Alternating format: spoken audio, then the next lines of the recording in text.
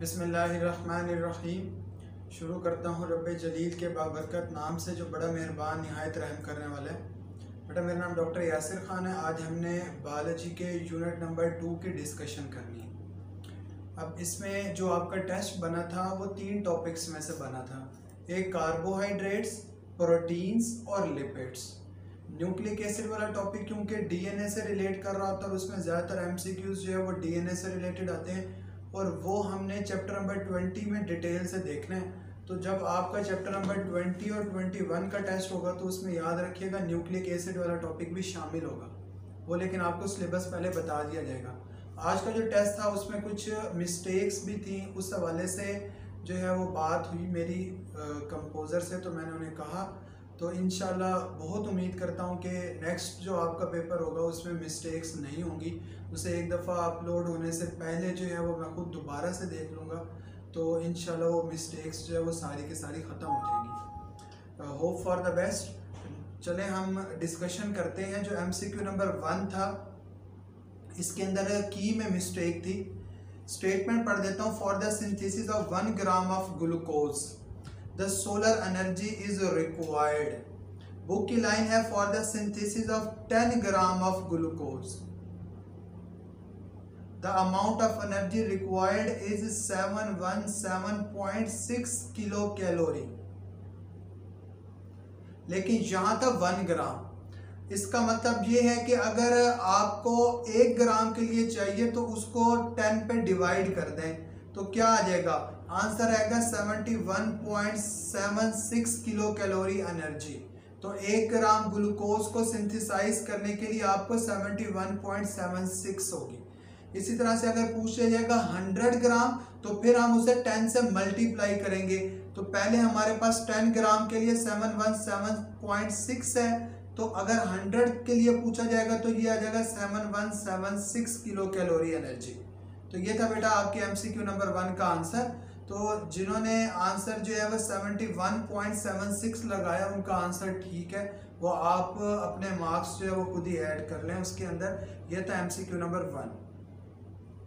जो MCQ number 2 है, actin and myosin belong to which level of protein. मैंने आपको कहा था कि प्रोटीन्स के लेवल पर 4 तरह की स्ट्रक्चरल ऑर्गेनाइजेशन होती है, primary, secondary, tertiary and quaternary. तो मैंने कहा था कि जो प्राइमरी स्ट्रक्चर होता है ना बेटा, प्राइमरी स्ट्रक्चर, उसकी कोई फंक्शनल एग्जांपल नहीं होती। आप कोई भी एक ऐसी प्रोटीन नहीं बता सकते जिसके बारे में आप कहें कि it is actually the example of primary structure of protein. ठीक है, उसकी कोई फंक्शनल एग्जांपल नहीं। सेकेंडरी स्ट्रक्चर के लेवल पर एग्जांपल दी हुई है हमारी बुक के अंदर। जो फिब्रस प्रोटीन्स हैं उनके अंदर सेकेंडरी स्ट्रक्चरल ऑर्गेनाइजेशन होती है, तो वो तमाम एग्जांपल जो है वो आप यहाँ पर बता सकते हैं। आगे बढ़ा बात समझ। नेक्स्ट हम देखते हैं कि उन्होंने पूछा एक्टिन और मायोसिन। अब एक बात और याद रखिएगा, आपने पढ़ा हुआ है कि अगर पॉलीपेप्टाइड चेन एक है तो उसके अंदर जो स्ट्रक्चरल ऑर्गेनाइजेशन होगी वो टर्शियरी होगी, और अगर एक से ज्यादा है तो क्वाटरनरी है, लेकिन वो है in case of the globular protein. तो ग्लोबुलर प्रोटीन के हवाले से कॉन्सेप्ट याद रखिएगा कि अगर ग्लोबुलर प्रोटीन्स हैं हमारे पास और उनमें पॉलीपेप्टाइड चेन एक है तो उसका जो स्ट्रक्चरल ऑर्गेनाइजेशन होगी वो टर्शियरी स्ट्रक्चर होगा। कोई ऐसी ग्लोबुलर प्रोटीन है जिसके अंदर पॉलीपेप्टाइड चेन एक से ज्यादा है तो हम कहेंगे वो क्वाटरनरी स्ट्रक्चर में है, लेकिन ये रूल जो है वो ग्लोबुलर प्रोटीन्स के लिए। जो फिब्रस प्रोटीन है उसके अंदर एक या एक से ज्यादा पॉलीपेप्टाइड चेन हो सकती है, लेकिन वो सिर्फ सेकेंडरी स्ट्रक्चरल ऑर्गेनाइजेशन होगी, उनके अंदर टर्शियरी नहीं हो सकती। क्योंकि आपने पढ़ा कि किसी भी प्रोटीन के अंदर अगर टर्शियरी स्ट्रक्चरल ऑर्गेनाइजेशन है तो वो ग्लोबुलर प्रोटीन्स के अंदर है। क्वाटरनरी वाली भी ग्लोबुलर प्रोटीन्स के अंदर है, तो सेकेंडरी वाली जो है वो फिब्रस प्रोटीन्स हैं। एक्टिन और मायोसिन जो है वो उसके अंदर सेकेंडरी स्ट्रक्चरल ऑर्गेनाइजेशन होता है। ठीक है बेटा, तो आंसर क्या ठीक हुआ, अल्फा। नेक्स्ट आया अमाइनो एसिड वाले टॉपिक में से MCQ। तो आपने अमाइनो एसिड वाले टॉपिक के अंदर पढ़ा हुआ है कि एक अल्फा कार्बन है, उस अल्फा कार्बन के एक तरफ जो है वो अमाइनो ग्रुप है, एक तरफ जो है वो कार्बोक्सिलिक ग्रुप है, एक तरफ जो है वो हाइड्रोजन है और एक तरफ जो है वो R है। तो मैंने आपको बताया था कि जो variety among the amino acid होती है it depend upon the value of R। अगर R की वैल्यू जो है हमने कहा था कि सिर्फ और सिर्फ हाइड्रोजन है, then that amino acid is the glycine. अगर R की वैल्यू जो है वो CH3 है, then that particular amino acid is the alanine. इसी तरह से मैंने आपको कहा था कि अगर R के लेवल पर S मौजूद होगा, सल्फर होगा, तो हम कहेंगे ये सल्फर कंटेनिंग अमाइनो एसिड है। ठीक है बेटा। तो इसी तरह से मैंने आपको कुछ ऐसे भी बताए थे जो बेसिक नेचर के थे और कुछ ऐसे भी बताए थे जो एसिडिक नेचर के थे, तो वो हमने उसके अंदर लेक्चर के दौरान जो है वो देखा। तो इसका आंसर क्या है? अगर CH3 है तो आंसर क्या होगा? हम कहेंगे एलानीन है। एलानीन के केस में R की जगह पर CH3 मौजूद होता है। नेक्स्ट MCQ देखें बेटा। How many peptide bonds are in the insulin molecule. तो पहले तो आपको ये पता हो कि इंसुलिन मॉलिक्यूल के अंदर total number of amino acids कितने होते हैं। Amino acid in the insulin जो है वो 51 है। आपने पेप्टाइड बॉन्ड को कैलकुलेट करने का फॉर्मूला पढ़ा था, peptide bond is equal to the total number of amino acids minus total chain, यानी कि उस प्रोटीन की टोटल चेन्स कितनी है उसमें से total number of amino acid में से चेन को माइनस कर दे तो आपका आंसर आ जाएगा। इंसुलिन का पूछा हुआ है, इंसुलिन के अंदर जो total number of amino acid है 51 है। इंसुलिन की दो चेन्स होती हैं, एक अल्फा एक बीटा, तो इस वजह से 51 में से आप 2 माइनस कर दे तो आंसर क्या आएगा 49। तो आंसर है चार्ली यहाँ पर। तो एमसीक्यू नंबर 4 का आंसर क्या होगा बेटा? Charlie. Next, in sucrose molecule which linkage is present between the glucose and the fructose. पहले आपको पता हो कि सुक्रोज है क्या? डाइसैकराइड है। क्या है? डाइसैकराइड है। तो मैंने बताया था कि जो हमारे पास कार्बोहाइड्रेट्स होते हैं ना, उनके अंदर 4 तरह के आपको लिंकेज नजर आ रहे हैं। एक 1,4, एक 1,2, एक 1,6 और एक है 1,4b और 1,6b इकट्ठा। मैंने आपको कहा था कि जो आमतौर पर पाया जाता है वो 1,4 है यूजुअल, 1,2 रेयर है, 1,6 रिस्पॉन्सिबल फॉर द ब्रांचिंग, और जो हमारे पास ब्रांच पॉलीसेकेराइड है, ब्रांच पॉलीसेकेराइड, जैसा कि आपने देखा इन case of the amylopectin and in case of the glycogen, आपको 1,4 और 1,6 दोनों लिंकेज नजर आए। उन्होंने पूछा हुआ है सुक्रोज के केस में, तो सुक्रोज जो है वो ग्लूकोज और फ्रुक्टोज के मिलने से बनता है। डाइसैकराइड है, 2 मोनोसेकेराइड्स के मिलने से बन रहा है। एक मोनोसेकेराइड जो है वो है ग्लूकोज और एक मोनोसेकेराइड जो है वो है फ्रुक्टोज। आगे बात समझ। तो ग्लूकोज का कार्बन 1 इन्वॉल्व होता है, ग्लूकोज का कार्बन 1 और फ्रुक्टोज का कार्बन 2, तो हम कहेंगे लिंकेज कौन सा है? अल्फा 1,2 लिंकेज है। आंसर क्या ठीक हुआ बेटा? डेल्टा ठीक हुआ। तो क्वेश्चन नंबर 5 का आंसर है डेल्टा। असूल बरकत के लिए हमने बाकी ऑप्शंस भी देख लिए। 2,4 लिंकेज मौजूद नहीं है, 1,3 भी नहीं है। Next, what is the percentage of protein as total cell weight in the sheep. पहले तो आपको पता हो शीप है क्या? मैमल्स की कैटेगरी में। अब आपको पता होना चाहिए कि ये एमसीक्यू कहाँ से आया? टेबल से आया, जहां पर मैमल्स और बैक्टीरियल सेल के अंदर percentage of various organic and inorganic compound दिया हुआ है। तो प्रोटीन ऑर्गेनिक कंपाउंड है। मैमल्स के अंदर अगर आप देखेंगे तो आपको 80% प्रोटीन नजर आएगा। बैक्टीरिया के अंदर कितना होता है? 15%। ठीक है बेटा। तो ये हमारे पास जो है इसका करेक्ट आंसर है alpha. Question number 6 answer is alpha. Next, name the molecule which is used for the energy stored in man. तो हमारे अंदर आपको पता है कि जो ग्लाइकोजन होता है ना, वो लिवर के अंदर और मसल्स के अंदर स्टोर होता है। लिवर में और मसल्स के अंदर, और यही एनर्जी स्टोरेज फॉर्म है। आपने पढ़ा हुआ है कि जो ग्लाइकोजन है ना, जब ये टूटता है तो ये ग्लूकोज बनाता है, और फिर जब ग्लूकोज की ब्रेक डाउन होती है तो एनर्जी जनरेट होती है in the form of ATP. इस वजह से हमने कहा विच of the following is used for the energy stored in man, and answer is the glycogen. Glycogen को याद रखिएगा एनिमल स्टार्च भी कहते हैं। तो इसका आंसर बेटा क्या ठीक हुआ? चार्ली। असूल बरकत के लिए बाकी भी आप देख लें, अल्कोहल है, स्टार्च है, ग्लूकागॉन है। तो हम ज़्यादातर जो प्लांट्स पे फीड कर रहे होते हैं और उनसे हमें जो कार्बोहाइड्रेट्स आ रहे हैं वो स्टार्च की फॉर्म के अंदर आ रहे हैं, which is the main source of carbohydrate for the animals.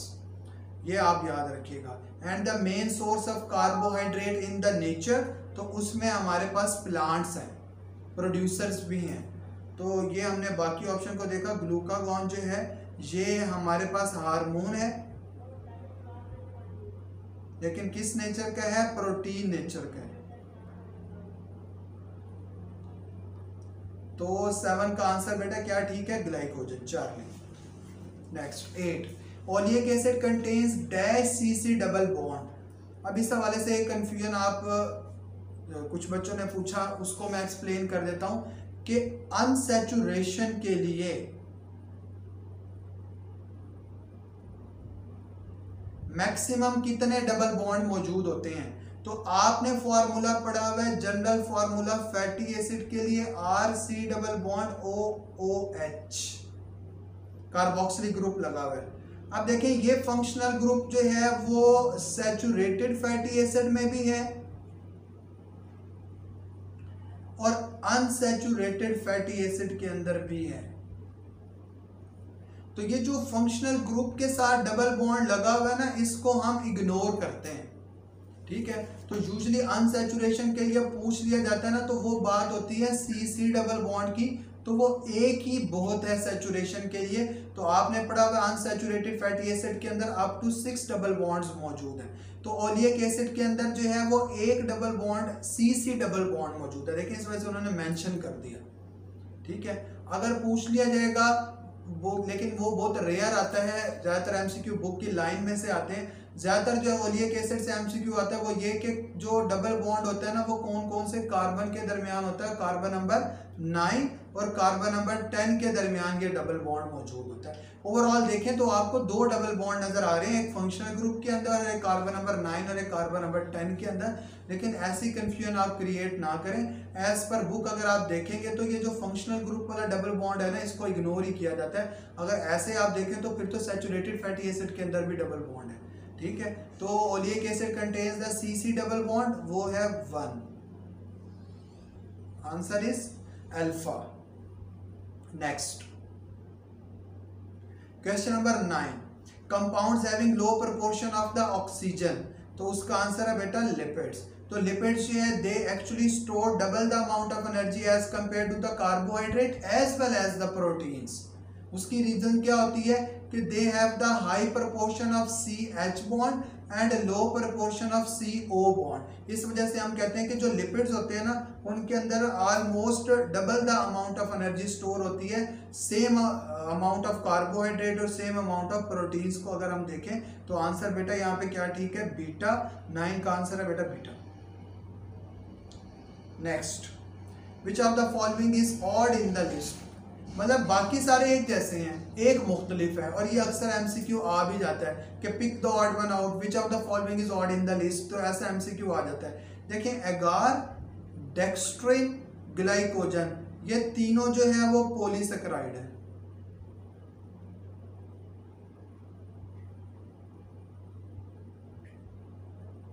जो लैक्टोज है ये डाइसेकेराइड है।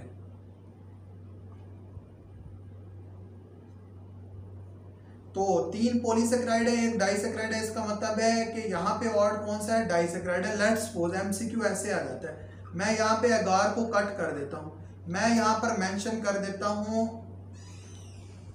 ट्राइग्लिसराइड। अब देखें सेम स्टेटमेंट है, तो अब बताएं कि आंसर क्या होगा। अब आंसर ट्राइग्लिसराइड होगा।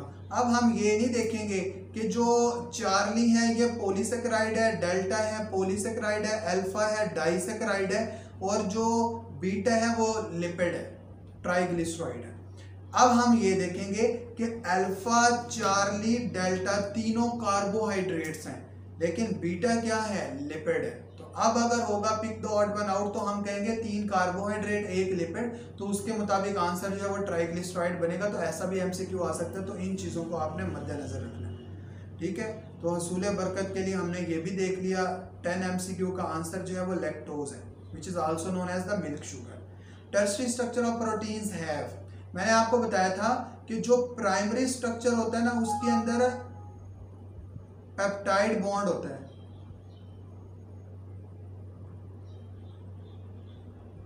और प्राइमरी स्ट्रक्चर को ना ये 1 ऊपर ये एंगल के साइन से भी शो किया जाता है। सेकेंडरी को ऐसे शो किया जाता है। सेकेंडरी के अंदर peptide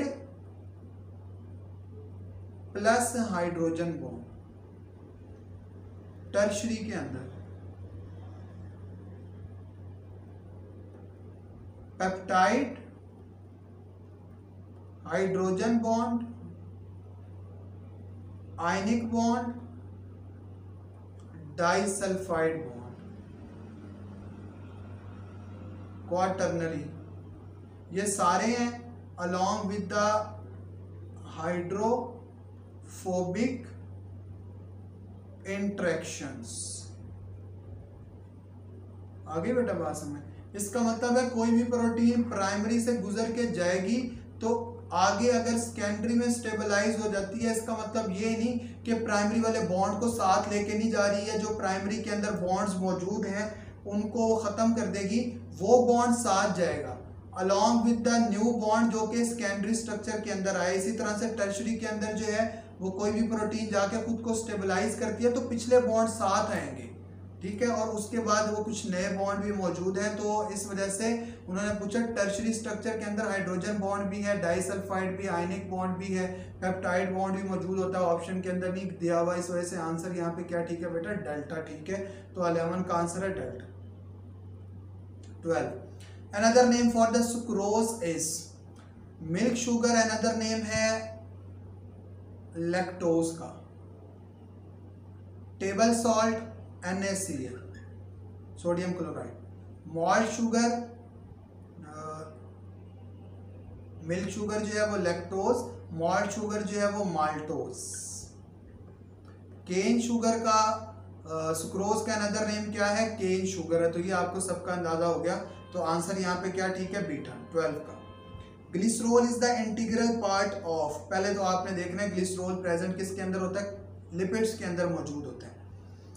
polysaccharide carbohydrate, chitin polysaccharide यानी carbohydrate, disaccharide carbohydrate, triglyceride lipid. इसका मतलब आंसर क्या हुआ, बी। जो काइटिन होते हैं ना, इसका जो हमारे पास मोनोमर होता है वो होता है एन एसिटाइल ग्लूकोसामीन। डाइसेकेराइड 3 हैं, तीनों के अपने अपने मोनोमर्स हैं, डिस्कस हो चुका है। लैक्टोज है, माल्टोज है, सुक्रोज है। सुक्रोज के अंदर जो है वो ग्लूकोज और फ्रुक्टोज मौजूद होता है। इसी तरह से आपने पढ़ा हुआ है कि जो लैक्टोज है उसके अंदर ग्लूकोज ग्लैक्टोज है, माल्टोज के अंदर ग्लूकोज ग्लूकोज है। पॉलीसेकेराइड के अंदर अगर आप ग्लाइकोजन, स्टार्च और सेलुलोज को देखते हैं तो तीनों के जो मोनोमर्स हैं वो ग्लूकोज हैं। सिर्फ इन जो 3 मैंने नाम लिए, स्टार्च, सेलुलोज और ग्लाइकोजन, उसके जो है वो ग्लूकोज है। काइटिन भी पॉलीसेकेराइड है लेकिन उसका जो मोनोमर है वो है एन-एसिटाइल ग्लूकोसामीन। ट्राइग्लिसराइड के अंदर ग्लिसरॉल अलॉन्ग विद अल्कोहल मौजूद है and glycerol is the 3 carbon containing molecule. तो 13 का आंसर बेटा क्या ठीक हुआ, beta. 14 which of the following is common form of fruit foods, fructose.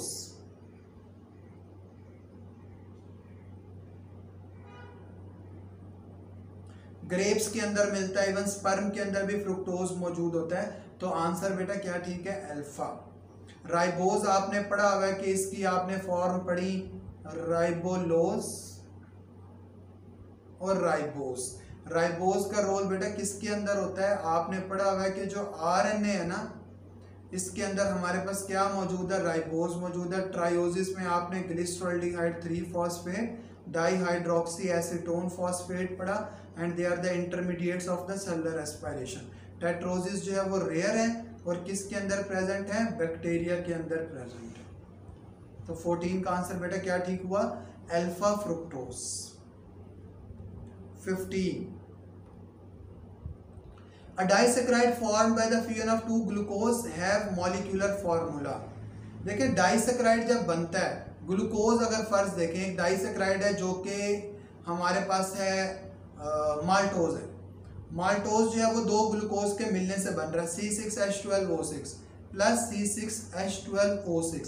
तो आपने पढ़ा कि जब ये आपस में कंबाइन करते हैं तो एक वाटर मॉलिक्यूल रिलीज होता है ना, इसका मतलब है जो रिजल्टेंट प्रोडक्ट होगा उसमें से 2 हाइड्रोजन कम और 1 ऑक्सीजन कम होगा। टोटल कार्बन देखें C12H24O12, जब ये दोनों कंबाइन करें तो इतना होना चाहिए, लेकिन क्योंकि वाटर निकल गया, कार्बन की जो वैल्यू है वो सेम रहेगी, C12 भी रहेगा। हाइड्रोजन 24 थे तो कितने रह गए, 2 निकल गए वाटर वाले, तो 22 हो गए। ऑक्सीजन निकल गया 1, क्योंकि 1 ऑक्सीजन इधर मौजूद है तो O11। तो आंसर क्या होगा, C12H22 and O11, answer is delta. ठीक है बेटा, 15 का आंसर क्या है, डेल्टा।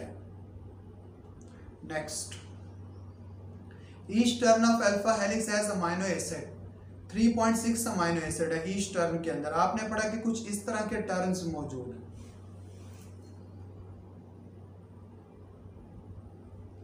यहां पर कार्बन नंबर 1 है, सॉरी अमाइनो एसिड 1 है, यहाँ पे अमाइनो एसिड 2 है, यहाँ पे अमाइनो एसिड 3 है और यहाँ पे 4 है। तो देखें 3 और 4 के दरमियानी पॉइंट के अंदर जो है वो बेसिकली टर्न नया शुरू हो रहा है। और ये मैंने आपको कहा था 1 है, ये 2 है, ये 3 है, ये 4 है। 3 और 4 के दरमियानी पॉइंट पे हो रहा है, तो हमने कहा 3.6 अमाइनो एसिड के बाद। और जो हाइड्रोजन बॉन्डिंग मौजूद होती है वो याद रखिएगा अमाइनो एसिड 1 और 4 के दरमियान होती है। 1 और 4 के दरमियान हाइड्रोजन बॉन्डिंग 1 एंड 4, ये बातें आपने याद रखनी। तो 16 का आंसर बेटा क्या ठीक हुआ, Charlie. It is a fibrous protein, sorry it is not a fibrous protein. थोड़ी मुझे भी नींद आ रही है। अच्छा, इट इज नॉट, क्योंकि जो मेरे सामने रिकॉर्डिंग कर रहा है ना वो भी सोया हुआ। It is not a fibrous protein. तो फिब्रस प्रोटीन जो है वो कौन सी नहीं है, मायोसिन हमने पढ़ा फिब्रस प्रोटीन है, सिल्क हमने पढ़ा फिब्रस प्रोटीन है, फिब्रिन हमने पढ़ा फिब्रस प्रोटीन है। हीमोग्लोबिन मैंने आपको कहा था इसके अंदर जो है वो क्वाटर्नरी स्ट्रक्चरल ऑर्गेनाइजेशन होती है। तो हमने कहा था कि जो ग्लोबुलर प्रोटीन्स होती है ना, उनके अंदर 2 तरह के स्ट्रक्चर्स होते हैं। कौन कौन से, एक टर्शरी और एक क्वाटर्नरी। तो आंसर बेटा यहाँ पे क्या ठीक होगा, alpha haemoglobin. Next 18 another name for the phosphatidyl choline is. आपने पढ़ा हुआ फॉस्फोटाइडाइल कोलिन, पहले देखें है क्या, फॉस्फोलिपिड। क्या है, phospholipid. And phospholipid is formed by the combination of 2 things. One is the phosphatidic acid and other one is the nitrogenous base। जो फॉस्फेटिडिक एसिड है उसके अंदर 3 चीजें हैं, glycerol, 2 fatty acid, 1 phosphoric acid. आई बात समझ। Glycerol is a 3 carbon containing compound. उसके पहले और दूसरे के साथ फैटी एसिड अटैच है और तीसरे के साथ फॉस्फोरिक एसिड अटैच होता है। तो ऐसा जो एक मॉलिक्यूल बन जाता है उसको हम फॉस्फेटिडिक एसिड का नाम देते हैं। अब तीसरे कार्बन के ऊपर जहां फॉस्फोरिक एसिड अटैच होता है वहां पे आके एक नाइट्रोजनस बेस अटैच हो जाती है, जिसे हम नॉन रिंग नाइट्रोजनस बेस का नाम देते हैं। That is actually the choline. That is actually the choline. तो उससे हम कहते हैं कि ये कोलिन है। अब जो रिजल्टेंट मॉलिक्यूल बनेगा वो फॉस्फोटाइडाइल कोलिन होगा, जिसका दूसरा नाम जो है वो है लेसिथिन। तो आंसर हमारे पास क्या ठीक हुआ, चार्ली ठीक हुआ। देखिए ल्यूसीफेरिन क्या है, किसी को याद है? मुझे नहीं लगता किसी को याद हो। ल्यूसीफेरिन, आपने पढ़ा था चैप्टर नंबर 23 बायोटेक्नोलॉजी के अंदर। एक ल्यूसीफेरेज एंजाइम होता है जो कि हम इंसर्ट करवाते हैं फायरफ्लाई से लेके उसका जीन टोबैको प्लांट के अंदर, फिर हम ल्यूसीफेरिन सब्सटेंस जो है उसके ऊपर स्प्रे करते हैं तो टोबैको का प्लांट जो है वो ग्लो करता है। किसी को याद नहीं होगा, अगर किसी को याद था एग्जैक्ट मेरे बताने से पहले तो वो जूस पी सकता है। ठीक है बेटा, तो वो ल्यूसीफेरिन सब्सटेंस है। एथेनोलामीन को का आपको पता है कि it is actually the non ring nitrogenous base, तो आंसर इज चार्ली 18 का। Next, glycerol is a dash carbon alcohol, 3 carbon alcohol. बहुत सिंपल था, ये बुक की लाइन है, आंसर इज बीटा। ये देखिए बेटा, ये थोड़ा कंफ्यूज करने के लिए दिया हुआ है। आपने पढ़ा हुआ है कि पाल्मिटिक एसिड जो है वो है 16 carbon containing fatty acid, butyric acid जो है वो 4 कार्बन कंटेनिंग फैटी एसिड है, स्टीरिक एसिड जो है वो 18 carbon containing saturated fatty acid है। जिन्होंने स्टीरिक एसिड आंसर लगाया ना वो जरा अपनी तैयारी को खुद असेस करें, क्योंकि मैंने एक बड़ा सिंपल सा फॉर्मूला बताया था कि जो सैचुरेटेड फैटी एसिड होते हैं ना उनके अंदर जितना कार्बन की वैल्यू होती है उसका डबल जो है वो हाइड्रोजन की वैल्यू होती है। और आपकी मैथ बहुत वीक है। देखिए यहाँ पे जो हाइड्रोजन है 33, एक ये ऐड कर लें 34, इसका मतलब ये हुआ था कि ये सैचुरेटेड तो हो नहीं सकता, ये अनसैचुरेटेड है। और अनसैचुरेटेड की एग्जांपल हमारी बुक में एक ही दी है, वो है ओलिक एसिड। और अक्सर फार्मूला ये ऐसे ही आता है। अक्सर बच्चे कंफ्यूज हो जाते हैं कि ओलिक एसिड जो है वो 18 कार्बन कंटेनिंग है, लेकिन यहाँ पे 17 लिखा हुआ है, तो बेटा एक कार्बन जी है। ठीक है बेटा, अब इसमें इसको अलग इस वजह से लिखा जाता है क्योंकि मैंने आपको कहा था जनरल फार्मूला क्या है, R C double bond O O H. R की वैल्यू क्या है, ये जो सारी वैल्यू लिखी हुई है ना C17H13, ये आर की वैल्यू है C17H13 COOH, ये आर की वैल्यू है और ये फंक्शनल ग्रुप है। ठीक है बेटा, तो इस वजह से C18H34O2 फार्मूला बना, और ये जो फार्मूला है C18H34O2, मैंने आपको कहा था कि जब एक डबल बॉन्ड मौजूद होगा CC डबल बॉन्ड, तो हम कार्बन की वैल्यू को डबल करने के बाद 2 हाइड्रोजन कम कर देंगे। 2 अगर डबल बॉन्ड मौजूद होंगे तो 4 हाइड्रोजन कम कर देंगे, क्योंकि ओलिक एसिड में एक डबल बॉन्ड मौजूद होता है। इस वजह से अगर यहाँ पर यूजुअल केस में हाइड्रोजन की वैल्यू 36 होनी चाहिए थी, लेकिन हमने 2 कम कर दी तो 34 रह गई है। आगे O2, तो ये मैंने आपको लेक्चर में बड़ी डिटेल से बताया था। आंसर बेटा यहाँ पे क्या ठीक है, बीटा ओलिक एसिड। ये जिन्होंने स्टीरिक एसिड लगाया ना उन पे जुर्माना हो गया। Next 21, enzymes are chemically dash proteins, globular proteins. क्यों हम कहते हैं, क्योंकि एंजाइम्स जो है वो ज्यादातर या तो टर्शरी स्ट्रक्चर के अंदर खुद को स्टेबलाइज करते हैं या फिर क्वार्टरनरी स्ट्रक्चर के अंदर। ज्यादातर टर्शरी स्ट्रक्चर के अंदर स्टेबलाइज हुए हैं, और टर्शरी स्ट्रक्चर आपको पता है किसके अंदर मौजूद होता है, ग्लोबुलर प्रोटीन्स में। इस वजह से आंसर बेटा क्या ठीक है, Charlie, globular proteins. Which polysaccharide is most abundant on the earth? Answer है सेलुलोज, बुक की लाइन है। And cotton is the pure form of cellulose. ठीक है, तो ये आपने पढ़ा हुआ है कि कॉटन जो है वो सेलुलोज की प्योर फॉर्म है। तो आंसर बेटा यहाँ पे क्या ठीक हुआ, beta. Next 23, which of the following sugar is present in the milk. अभी आपने पढ़ा मिल्क शुगर कौन सी है, लैक्टोज है। फ्रुक्टोज जो है फ्रूट्स के अंदर प्रेजेंट है। सुक्रोज का सोर्स जो है वो ट्यूबर्स हैं, ग्रेन्स हैं, फ्रूट्स हैं। माल्टोज को हम कहते हैं it is actually the malt sugar. Next answer बेटा 23 का क्या है, beta. 24, the protein present in the chromosome is. आपने पढ़ा हुआ है कि जो डीएनए होता है ना, क्रोमोसोम किस चीज से मिलकर बना होता है, DNA and protein and traces of RNA, and DNA is coiled around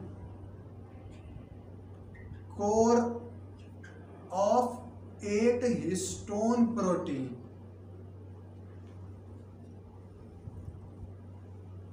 called as nucleosome. क्या कहते हैं हम उसको? न्यूक्लियोसोम कहते हैं। तो देखें हिस्टोन प्रोटीन का जिक्र आ गया, तो आंसर बेटा क्या ठीक हुआ? Histone protein. फिब्रिन क्या है? फिब्रिन एक्टिव फॉर्म है फिब्रिनोजिन की, ठीक है। जिसको जिन चढ़े हुए ना वो इनएक्टिव है, और जिसके साथ जिन नहीं है वो फिब्रिन है। और फिब्रिन जो है वो एक्टिव फॉर्म है, क्लॉट के अंदर इन्वॉल्व होती है। हीमोग्लोबिन आपने पढ़ा हुआ ट्रांसपोर्ट प्रोटीन है। ग्लोबिन यहाँ पे ग्लोबुलिन होना चाहिए था, वो मिस्टेक से ग्लोबिन आ गया। तो आंसर बेटा क्या ठीक है? बीटा हिस्टोन, हिस्टोन ठीक है बेटा। Specific gravity of fats is 0.8। Fats are lighter than the water and specific gravity is 0.8। और साथ ही आपने पढ़ा हुआ है कि इनके जो मेल्टिंग पॉइंट्स होते हैं वो भी नंबर ऑफ कार्बन बढ़ाने से बढ़ते हैं इन case of the saturated fatty acid.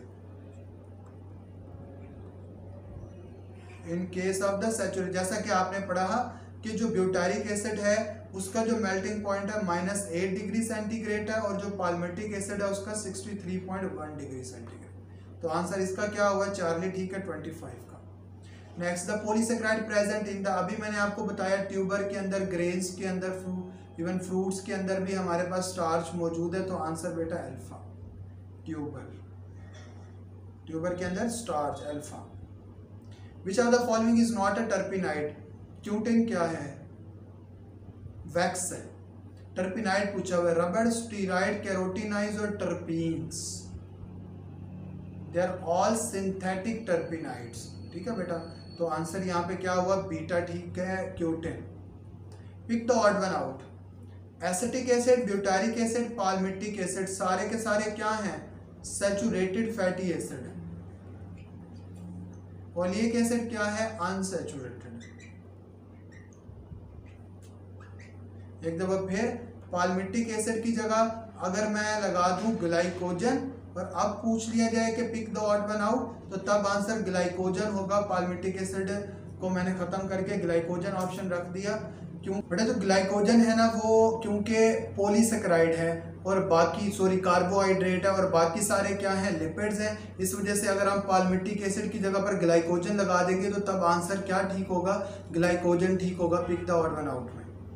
Next 29 MCQ है, और 29 MCQ के अंदर है which of the following bond is predominantly present in the lipid. अभी आपने देखा कि जो CH बॉन्ड है ये प्रीडोमिनेंटली लिपिड्स के अंदर ज्यादा है। CH बॉन्ड के ज्यादा और CO बॉन्ड के कम होने की वजह से lipid store double the amount of energy as compare to the carbohydrates and the proteins. Next है keratin is present in the, तो कैरेटिन जो है वो नेल और हेयर के अंदर प्रेजेंट है। मसल और बोन के अंदर देखेंगे तो कोलेजन प्रोटीन प्रेजेंट है। ब्लड के अंदर काफी सारी प्रोटीन प्रेजेंट है, क्योंकि ब्लड के अंदर प्लाज्मा है, और प्लाज्मा के अंदर प्लाज्मा प्रोटीन्स मौजूद होती हैं। इवन के ब्लड के अंदर आप RBC देखेंगे, RBC के अंदर भी प्रोटीन है, हीमोग्लोबिन।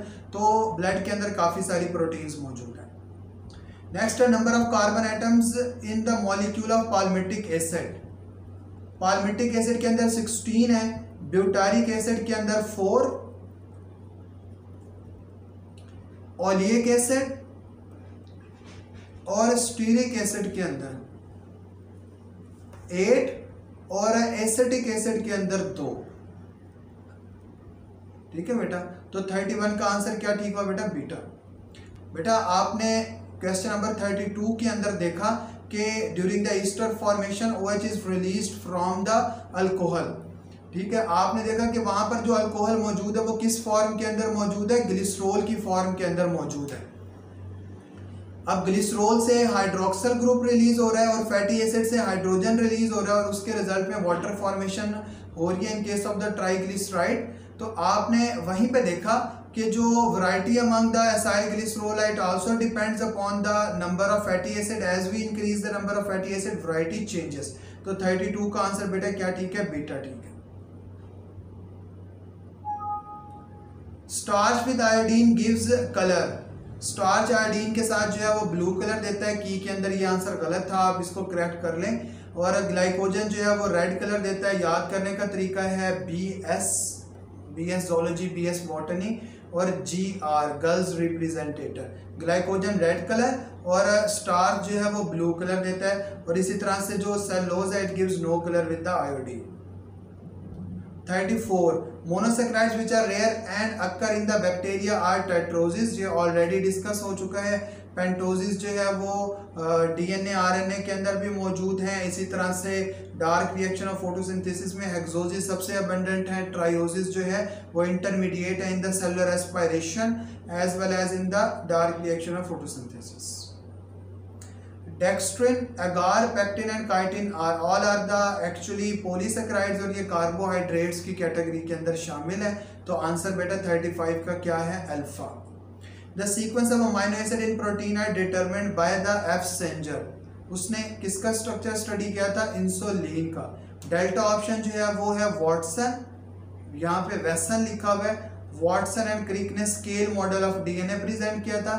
फ्रेडरिक मिस्टर ने न्यूक्लिक एसिड की डिस्कवरी की थी, और ई कैटोन ने कहा था कि जो ऑर्गेनिजम्स हैं वो दो तरह की कैटेगरीज के अंदर शामिल है, एक है प्रोकैरियोट्स और एक है यूकैरियोट्स। तो ये साइंटिस्ट का रोल है।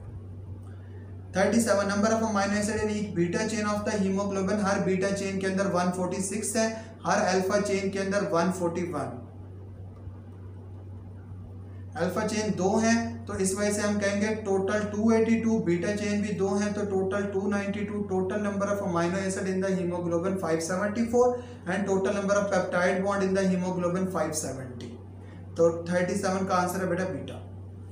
38 यहाँ पे अमाइलेज नहीं था, अमाइलोज था, वो मिसप्रिंटिंग हुई, और इसके अंदर जो ग्लाइकोसिडिक बॉन्ड होता है वो 1,4 होता है। ठीक है, ये की के अंदर आंसर गलत लगा हुआ था, आपने इसको करेक्ट कर लेना है। अमाइलोपेक्टिन के अंदर जो ग्लाइकोसिडिक लिंकेज होता है वो दोनों होते हैं। कौन कौन से? 1,4B और 1,6B, दोनों लिंकेज मौजूद है। तो 38 का आंसर है बेटा चार्ली। 39 ये देखें, ये इंपॉर्टेंट MCQ है।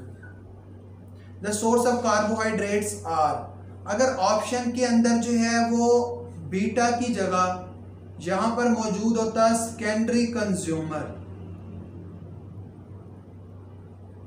तो तब एज पर बुक आंसर C होता, ग्रीन प्लांट्स। लेकिन क्योंकि प्रोड्यूसर्स भी क्या हैं? प्लांट्स हैं, और साथ में हमारे पास ग्रीन प्लांट्स भी प्लांट्स हैं, तो इस वजह से आंसर हमारे पास क्या ठीक है? B एंड C करेक्ट है। तो हमने स्टेटमेंट को भी देखना है, बुक की लाइन को तो फॉलो करना है, साथ में हमने स्टेटमेंट को भी देखना है, क्योंकि बीटा भी क्या है? प्लांट्स हैं। तो इस वजह से आंसर बेटा क्या है? B and C, delta is the correct answer. तो एंट्री टेस्ट के अंदर ऐसे घुमा फिरा के MCQ आ जाते हैं। Carbohydrates in the cell combine with the protein and the resultant compounds are, जिसने चार्ली आंसर लगाया और जिसने अल्फा लगाया दोनों ठीक है, क्योंकि दोनों ग्लाइकोप्रोटीन्स है, और मिसप्रिंटिंग से जो अल्फा था वहां पर ग्लूकोप्रोटीन था लेकिन ग्लाइकोप्रोटीन लिख दिया गया। तो जिसने अल्फा लगाया या चार्ली लगाया वो दोनों आंसर ठीक है। तो जो हमारे पास न्यूक्लिक एसिड अगर प्रोटीन्स के साथ कंबाइन कर लेते हैं तो न्यूक्लियोप्रोटीन बन रहे हैं। इसी तरह से ग्लाइकोलिपिड्स है, ग्लूकोज और लिपिड्स की कम्बिनेशन से ग्लाइकोलिपिड्स बन रहे हैं। तो ये हमारे पास था आज का जो पेपर था, उसकी हमने डिस्कशन की आज के पेपर में। तो टोटल नंबर ऑफ MCQs 40 थे। आपने सबने बताना है जो करेक्शन आपने कर ली उसके बाद कि आपके टोटल कितने मार्क्स हैं। इसमें मजीद कोई कन्फ्यूजन है तो वो आप बेटा कमेंट सेक्शन के अंदर और व्हाट्सएप ग्रुप के अंदर पूछ सकते हैं। अपना बेटा ख्याल रखें। अल्लाह हाफिज़।